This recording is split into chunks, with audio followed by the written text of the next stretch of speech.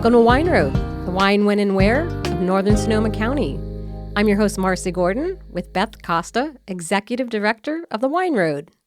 Thanks to Ron Rubin, we're able to keep our podcast rolling along. The financial support of River Road Family Vineyards and Winery allows us to keep recording, keep sipping wine, and keep sharing stories with our listeners. Check out their website at riverroadvineyards.com and explore their Chardonnay, Pinot Noir, and Old Vine Zinfandel from the Russian River Valley, as well as a finely crafted Cabernet Sauvignon from the Alexander Valley. That's riverroadvineyards.com.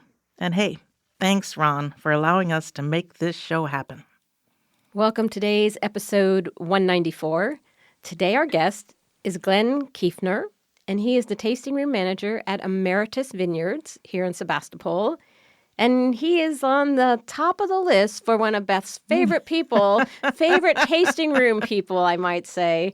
And we're really excited you're here because I've been hearing about you for like months now, Glen. You should know your reputation precedes you. And it's great to have you here in person. Welcome. Well, thank you so much for having me. I'm super excited to be here.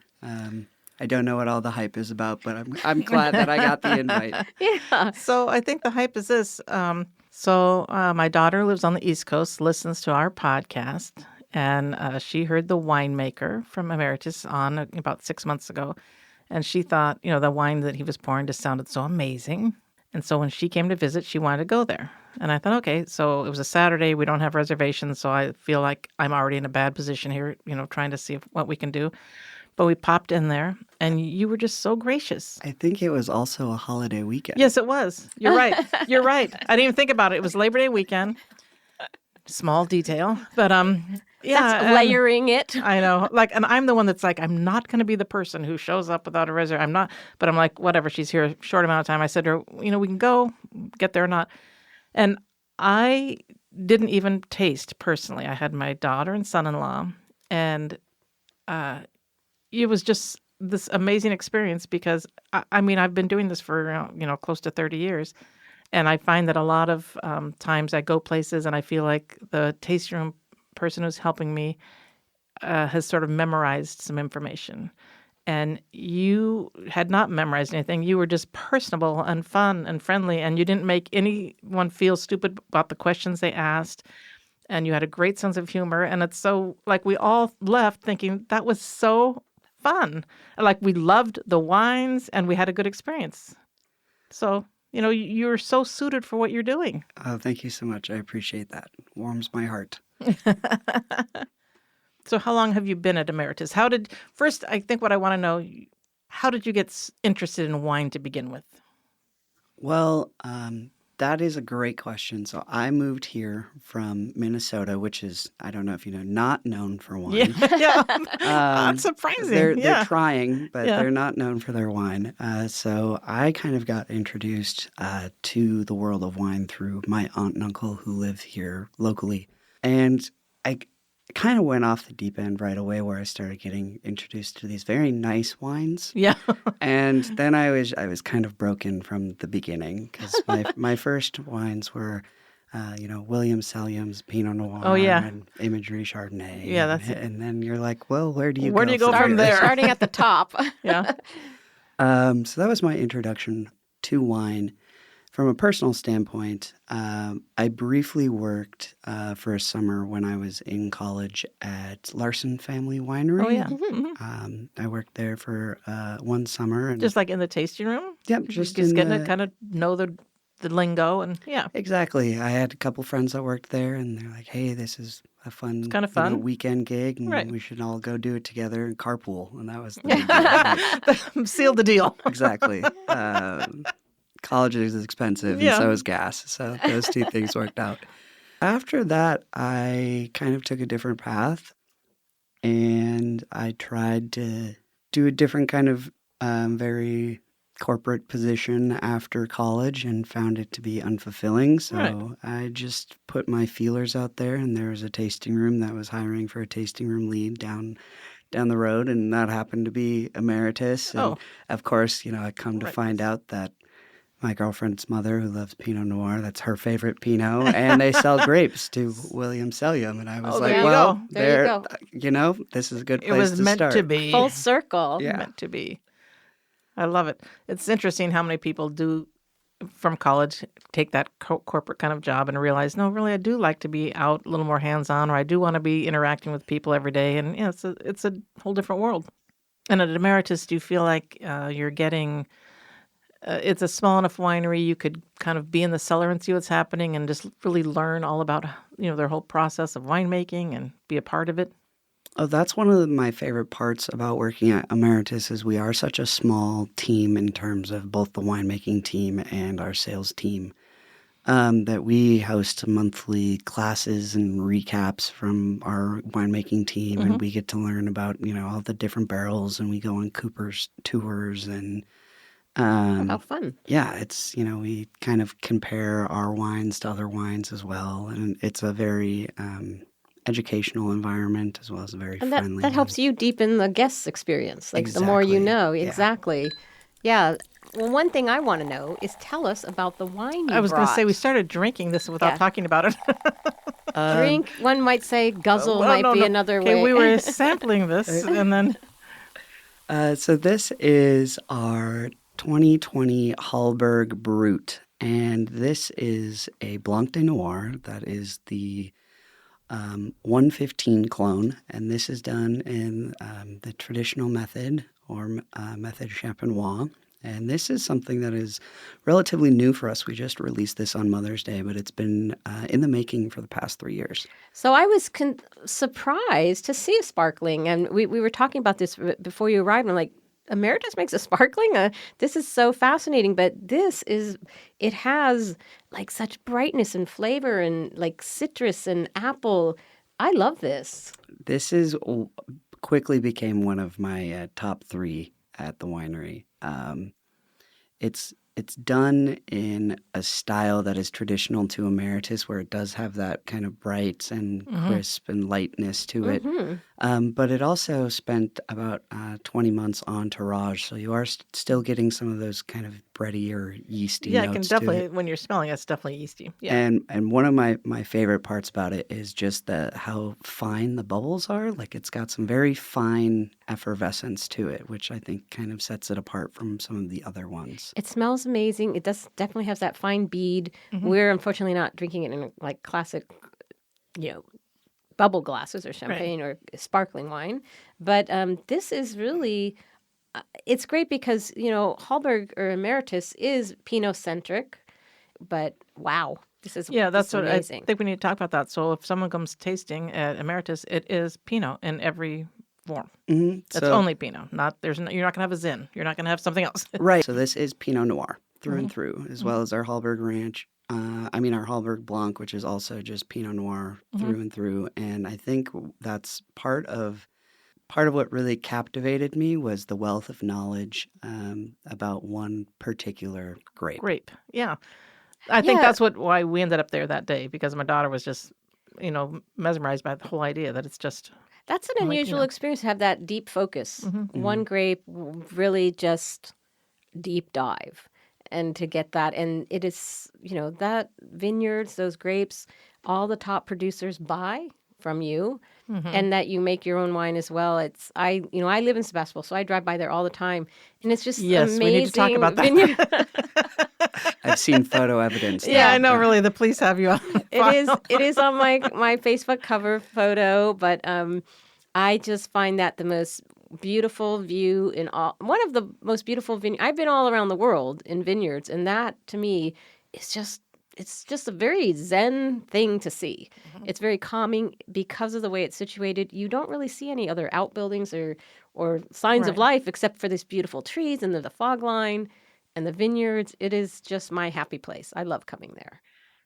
I mean, you don't know I'm there because, as Beth says, I'm a stalker, but I do, park my car off on the side and I'll bring a book or I'll just hang out. It helps her rebalance. It does.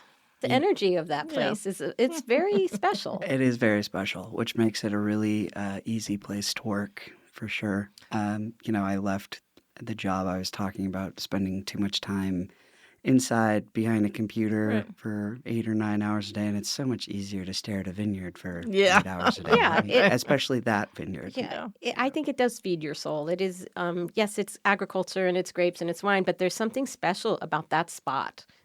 There is a confluence of elements that really, I mean, I'm Yes. telling you, you have to go and see it and experience. And then in the tasting room, you're like right in the middle of it. You are smack dab in the middle of 110 acres, and everywhere you look, it's like, are those your vines? Yep. How about those ones? They keep Well, that's a going and lot. going and going. 110 acres? Yeah. That's huge. And on the other side of the street as well. Right. So it's Yeah. on both sides of 116. So we're in the two different AVAs technically right there. So the Green Valley. Oh, I was saying it must be And- Green Valley. yeah, Oh, that's okay. funny. Russian That River splits Valley. the AVAs on 116. The highway does, yeah. Oh. Yep. So, you can be standing on one side and be in Green Valley and walk across the street to the rest of the vineyard and be Wow. in Russian River That's Valley. so cool. And then you have like the golf course blend because Yeah. there's a little golf Yes. course back there. Yep. Yes, we do.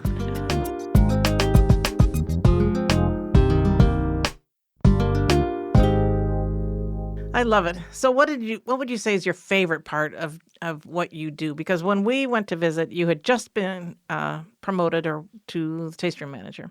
And we're like, yay, because you're so good. My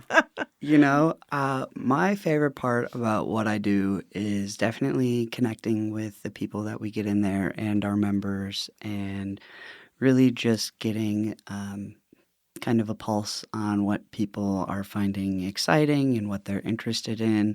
I also get an opportunity to meet people from various walks of life, but Right. also it in some perspectives puts into the idea that the world is very big and very small at the same time. Mhm. Because I've had people come in that graduated, 10 years ahead of me at my high school in Minnesota. And Wow. that's, Yeah. or people that went to school with me before. Just Right. like all these really kind of crazy, humbling experiences. Right. When you're Like the large synchronicity. right, Yeah, exactly. how you're right. The world is so large and small at the same time. It is a crazy thing, and in the tasting room, everyone comes through at some point. Exactly.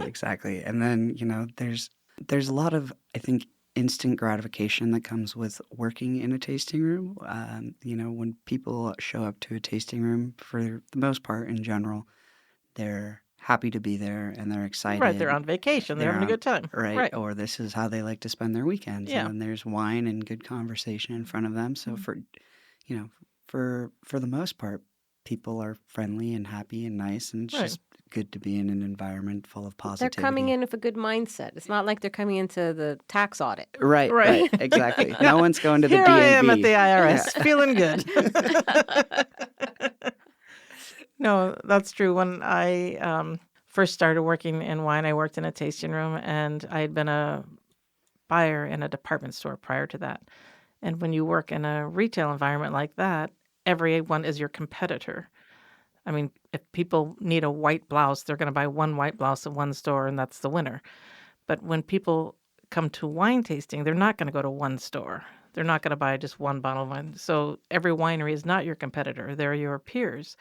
And it's just a whole different, it was just a whole different environment for me, a whole different mindset when I started working in wine. I thought this is collaborative, and it's fun to be able to say, this is my wine and you loved this, and now I think you should go to this winery because, they really make a great wine. If you like my Zinfandel, you're going to love their Zinfandel. It's a whole different world. I always thought it was super fun. I had a blast working in the tasting rooms. I mean, the people you meet are fun, and they're from everywhere, and yeah, all walks of life.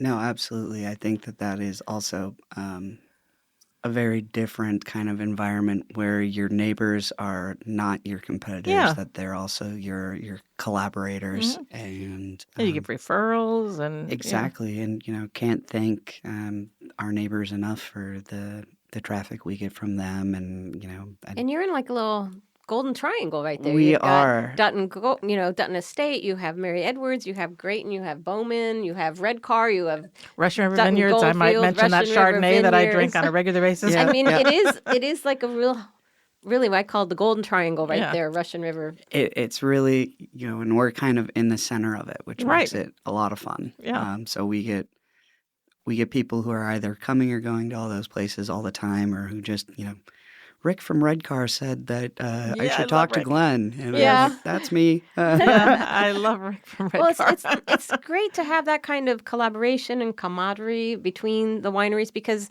everyone is looking for something different, but to have that shared experience, it's really great. And you are in an awesome neighborhood for sure. Absolutely. Yeah. So you left Minnesota. Why?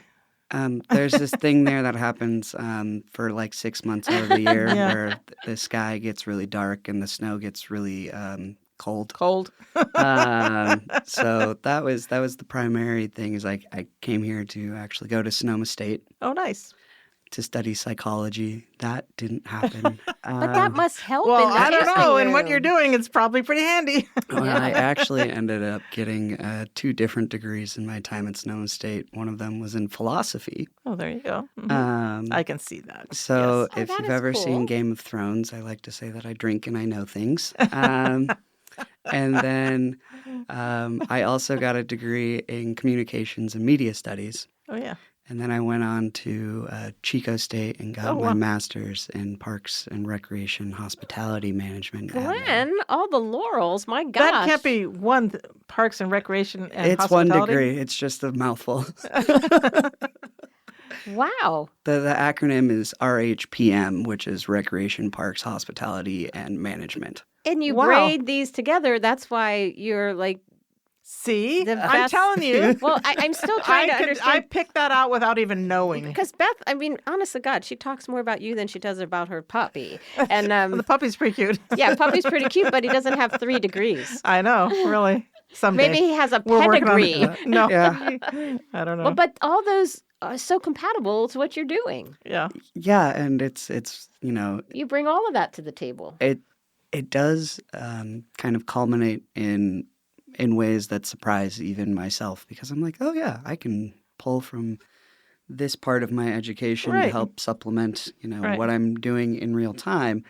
And then the other part of me is like, wow, when I was going to my master's program, I didn't really Envision this. this is not what I This was not the plan. I But- veered off course. But that's okay. One step at a time. Really happy with where I am. As Emeritus is a great place. I'm so lucky to be there. Well, the thing is, they really do make amazing wines, and but I do yes. find that as a when I'm just the consumer going places, oftentimes I have bought wine because it was like the person helping me was so amazing, and then I get home and I think, wow, I don't really even care about this wine, but I had such an amazing experience. But in your case, I love both the wine and the experience. And, it's not easy to work in a tasting room because everybody that walks in the door is unique. And you have to talk to that person's knowledge and their background. And I felt like when I was there and I wasn't tasting, I was just sitting there just being a part of the conversation. I felt like you just really nailed it. I mean, you made Jen and Mario feel like all their questions were legitimate questions. We laughed when it was, we just had a fun time. And that's not easy to do, to talk to the level of the consumer that you're talking to. Well, I appreciate that, and that's something that we try to do our best at, because you're right, we do get quite an array of Oh, people yeah. that come in with people who are just the first time in wine Right. country, don't know a lot about They it. just wanted to enjoy the experience. Yeah. Right, and then we get people who have been drinking high-end Pinot Noirs for the last 25 They're years. very particular. Right. And they know their they- stuff. Exactly, and they want all the details. Right. They want the soil profile, the Yes. case production, Right. the pH, the everything. Right. And The nitty gritty. Right. We try to be able Right. to accommodate. But you all knew that. all that, so it worked. That's the thing. It's like if you know it, but you don't have to share it, but you share it with the people who want to know. Yeah. Yeah. Well, I think that's kind of part of the job, right? But, Yeah. but everybody Yeah. doesn't know that, Yeah. and everybody isn't good at that. Oh, I see what you're saying. So a deeper level of knowledge. Yes. Yeah. Right. And knowing when to share it and when not. Because there are some people, you started talking about the pH in the soil, they'd be like, I'm out of here because I just don't care and I'm not interested. But you know So- what? pH is kind of fascinating. I personally So Marcy went is into the geek. a deep dive on pH, and I started comparing pH in water, pH in different things, and how it compared to wine. It's fascinating. So when you see those tech spec sheets, pH means a lot, and it can tell you a lot about what a wine the profile will be like when if you haven't tasted the wine yet, by Right. looking at that spec sheet, you're really getting a snapshot of what that might reveal when you taste it. And I'm kind of really into pH lately. Well, it's also such an important process early on, too, because when you're putting things in barrels, you have to decide, what the relative acidity is in there and how much oak are you going to put it on, right? So how, if you're putting something and, you need a certain amount of acidity in there to activate all of those characteristics versus, wines that might be lower in acidity, you put in more new French oak. Right. It's all because, this delicate balance. Right. And it's like the magic of it all. That part is still over my head. That is a conversation you have to go back and have with Keith. We'll Yeah. bring the winemaker back. Well, Yeah. Keith was just great when he was here. We talked about so many things, and it's funny because that's what wine is. It can go as deep or as light as you want. And what I find beautiful about wine is it's endlessly interesting. The knowledge never ends because there's always something new to learn. Every vintage is different. You can never get bored. You just there's always the minute you think you know something, you don't know. You don't. Right. It's a constant. I love that steep learning curve, but the constant knowledge makes it very enjoyable. I love that. I'm more of the, I liked it, or not for me. We're click and clap I'm here. we are definitely clicking. Beth goes, I like it. I'm like, tell me about the barrel profile. Tell me about the pH. Tell me about the And I'm like, I'll have another glass. tell me about the enzymes in the soil. And that's the danger. It takes all of- kinds. Yeah, it does. And the danger of, I think, working in the industry is feeling like you've gotten too familiar with something and then realizing that you have no idea about a lot of other things. Right. The minute you think you know is when you don't know. Yeah, I could tell you a lot about Pinot Noir, but ask me a question about a different varietal, and like, I'll be like, that's a good one. I'll have to get back to you. That's a good one. That's my answer all day long to most things. Yeah, good one.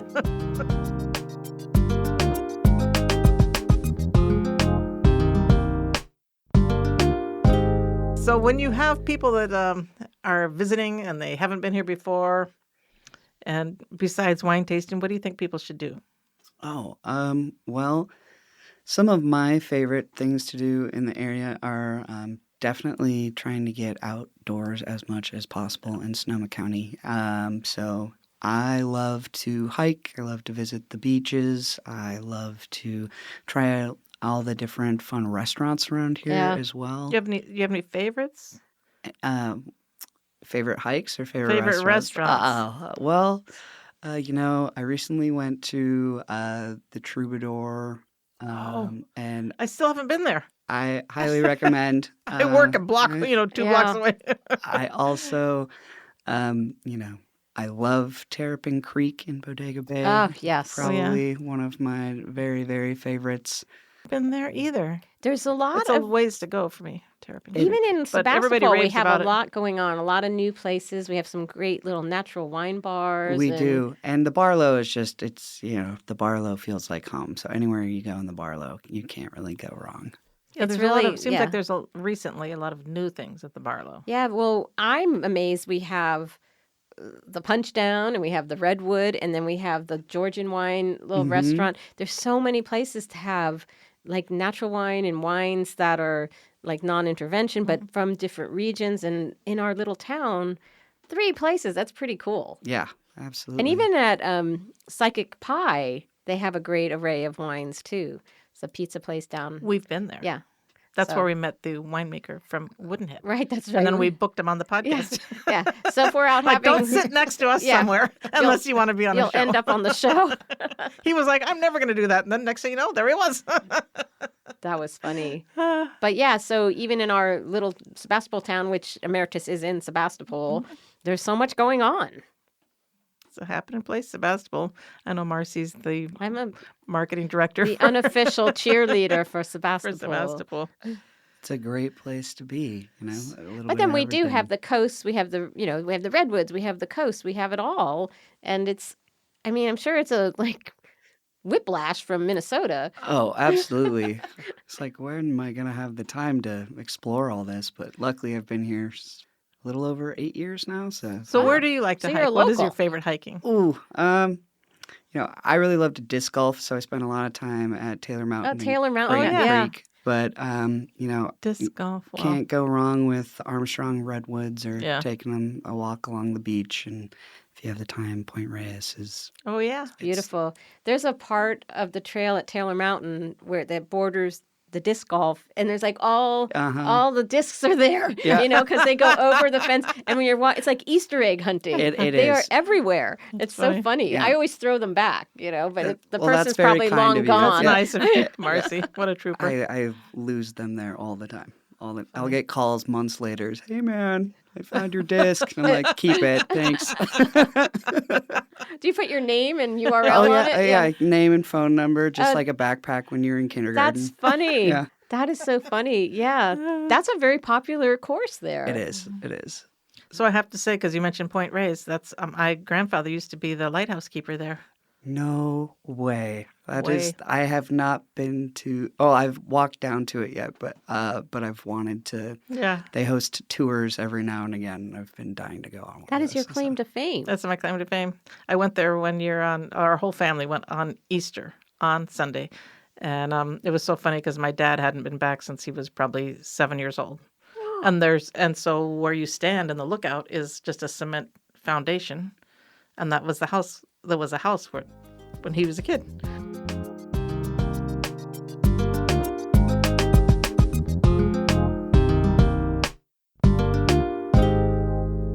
Okay, let's see. So if someone comes to Emeritus, what could they do? What is the tasting fee? Do they need a reservation? Can they walk in? Is there a food pairing situation? What is happening at the moment? Absolutely. So And while you talk, Marcy, I could have a little more of this. Of course. perfect. Don't want to be empty-handed. I'll talk for a long time. Yeah, so thanks. Take your time. Yep. So Emeritus offers three tastings. We have our estate tasting, which is $35 a person, and that covers 5 wines. Typically, Well, that's a lot. all of our tastings cover at least 5. We say 5, but there's typically something else something open. extra. Yeah. Yep. There's a bonus in there somewhere. Yeah. We also offer a tour and tasting experience where we go through a walk of the vineyard and the production facility that typically adds another 30 to 40 minutes onto your I gotta experience come there. walk that vineyard. Yeah, I really you should. do. Yeah, by now, Yeah. you should have done that. Yeah. Good Lord. Well, I don't want to trespass, You'd be okay. Yeah, at night she has a little headlight thing yeah. on and she's in the vineyard. Exactly. Don't worry, Riggs, and Kirk, the vineyard They'll find you. manager, he lives on the property. So if We found There's a this very woman. large There's this raccoon. woman. Yeah. And so that also ends with the estate tasting. Okay. And then we offer. And how much is that? If you're That gonna is do $55 Okay. per person. And then we offer one experience called our Art of Pinot. And the Art of Pinot is really an experience for people who want to know more about clone profile Oh, yeah. and terroir of Pinot, because that's the whole thing is we taste 4 single clone wines. Mhm. And 2 of them are the same clone coming from 2 different Oh, wow. properties, and Right. the other 2 are 2 different clones coming from the same property. Oh, That how is just cool. such a great type of tasting because it really makes it so clear in your mind then. So that's a great kind of either for people who are trying to learn more about Right. Pinot Noir or people who just love Pinot. And that's typically paired with a small cheese board with some other kind of accoutrements. And that one's also 5 wines. Sometimes it's more. Most times it's more. And that one is $95 a person. But that would be a really great experience. I Mhm. mean, I just like we talked about my liking books with pictures. I mean, I like when I can taste things side by side because then There it's are clear to me pictures. and I understand it. Well, there There's you go. pictures, too. there's Then I'm pictures. sold. And typically the tour and tasting and the Art of Pinot need a prior reservation. Right, sure.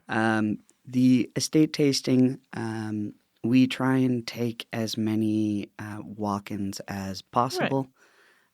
So we say that we're reservation preferred, but if you come in we will do our You best. busted If through you the come door in like on Beth. a holiday weekend, Yeah. with no reservation. We might throw you at a really big table and look really... It was awesome.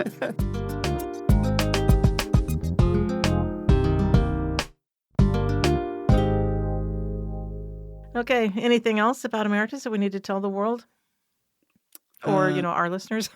We do have an EV charger, so Oh, Oh, yeah. that's pretty right. cool. Right out front. We do allow dogs, and There you I go. will not bring. I could bring will my not bring puppy. my dog yes, there. yes, I could you bring can. It would change the whole atmosphere if my dog was there.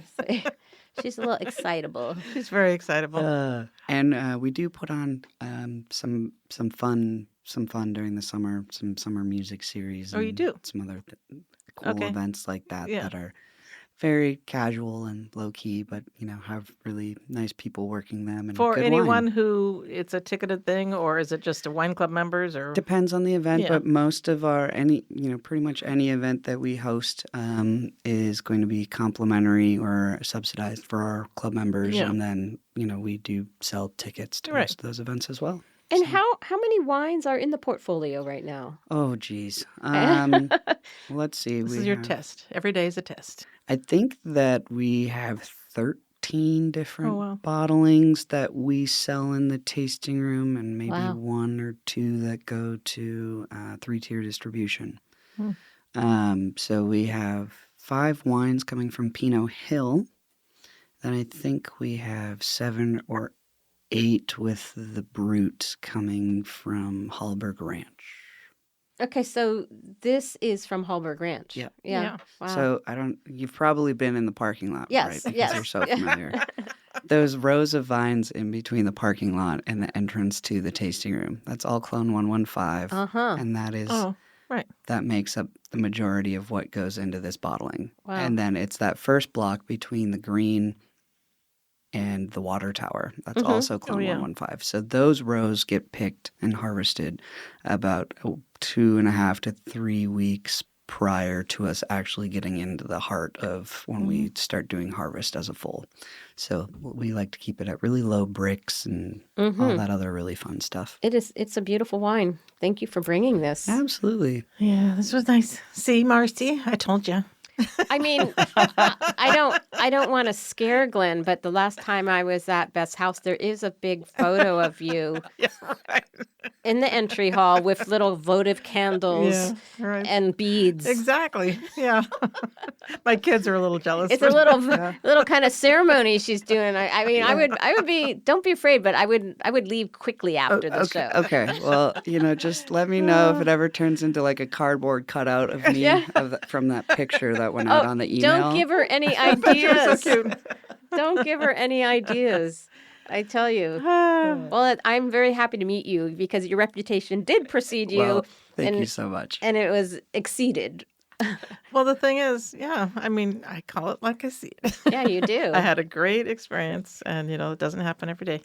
So before we wrap things up, I do want to mention that if you're around this weekend, it's our Wine Love Wine Trail on Saturday the 10th.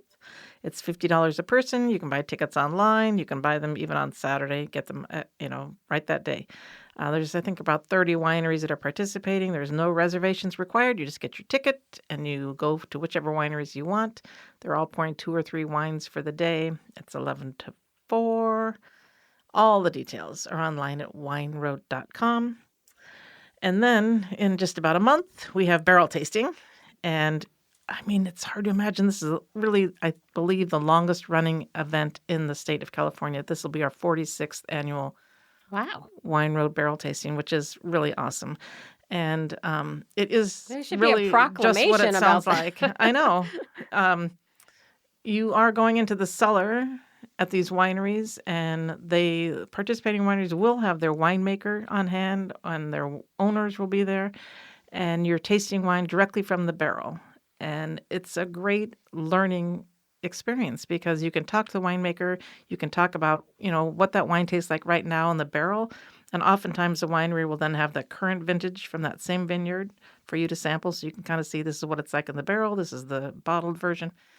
It's really a super fun event. And I don't know, I think it's just our signature event. We're really known for barrel tasting, and 46 years, obviously we're doing something right. So check it out.